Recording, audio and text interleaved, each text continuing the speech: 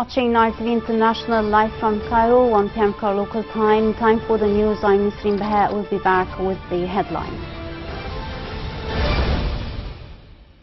President Sisi reiterates to Palestinian President Abbas Egypt's support to the Palestinian cause. Global coronavirus cases surpass 107 million and 2.4 million deaths. And Al Ahly clinch bronze with shootout win over Brazil's Palmeiras.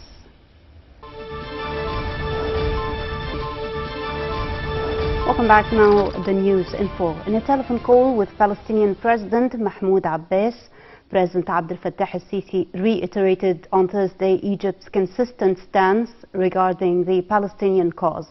The president said that Egypt continues its relentless efforts to coordinate with the Palestinian side and the international community to reach a clear vision to push forward the peace process to settle the Palestinian-Israeli dispute based on international resolutions and terms of reference.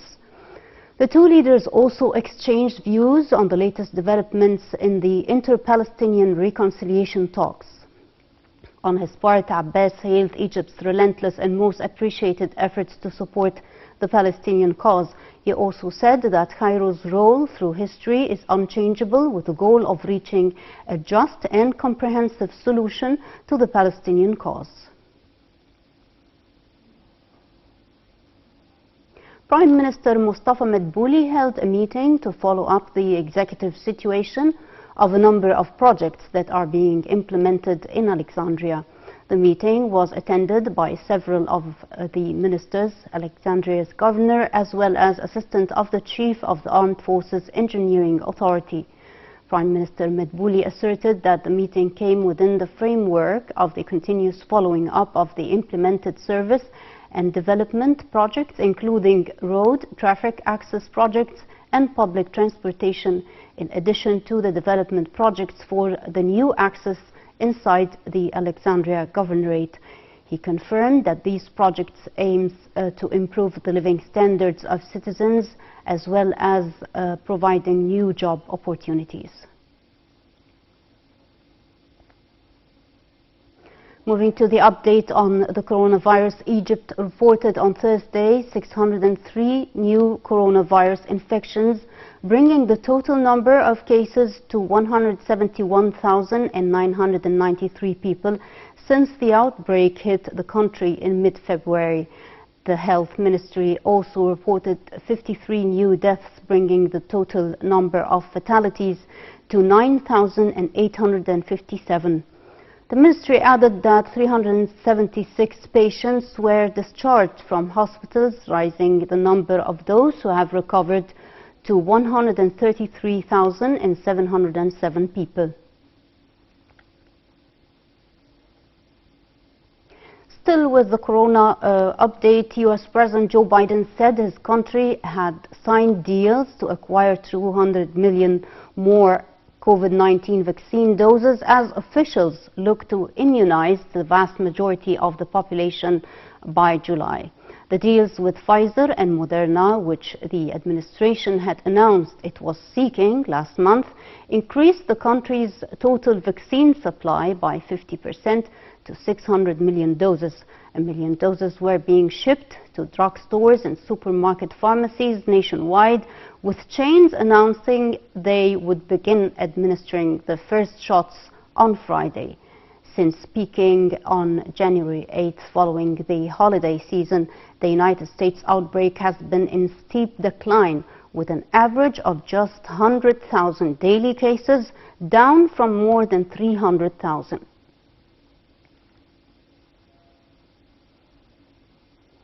Still in the United States, the U.S. House prosecutors wrapped up their impeachment case against Donald Trump with an impassioned appeal to the Senate to convict the former president of inciting the deadly January 6th attack on the U.S. Capitol and bar him from holding office again. The House impeachment managers rested their case after 2 days of arguments that included Trump's own words and hours of graphic video from the assault on the Capitol by Trump supporters who were seeking to halt certification of Democrat Joe Biden's November 3rd election victory. Trump's lawyers will begin their defense on Friday, arguing that the former president cannot be held personally responsible for the storming of Congress. They have also argued that the trial itself is unconstitutional because Trump is now out of office, although the Senate rejected that argument earlier this week. It would take a two-thirds majority in the 100-member Senate, meaning they need 17 Republicans to join the chamber's 50 Democrats.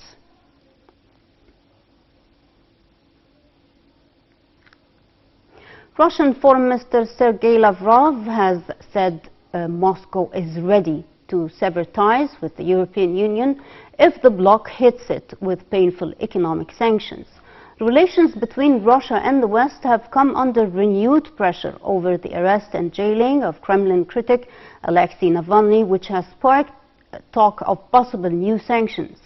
3 European diplomats told reporters that the European Union was likely to impose travel bans and asset freezes on allies of Russian President Vladimir Putin, possibly as soon as this month.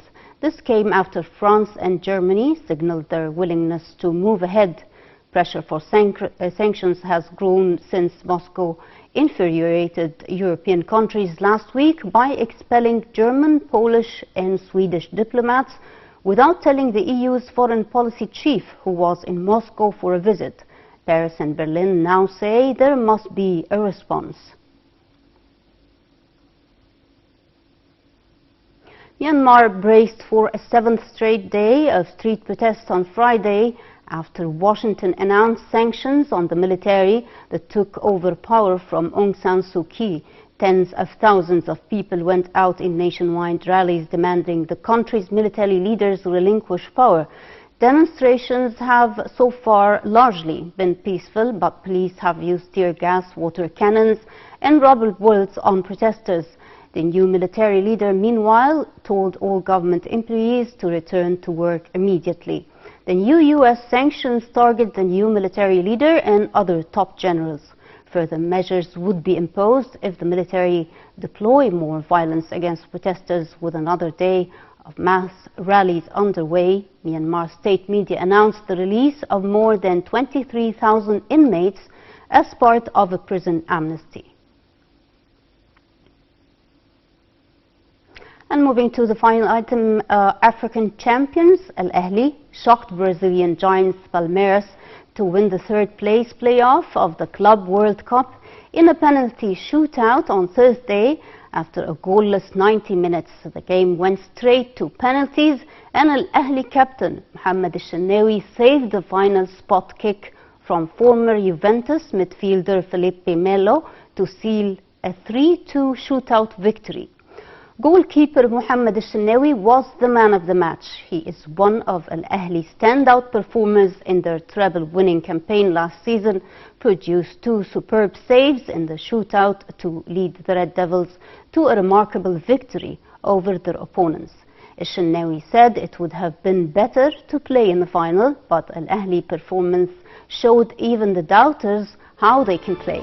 It was a bitter defeat for South American champions Palmeiras, who won the Copa Libertadores at the end of January by beating Santos 1-0 in the final.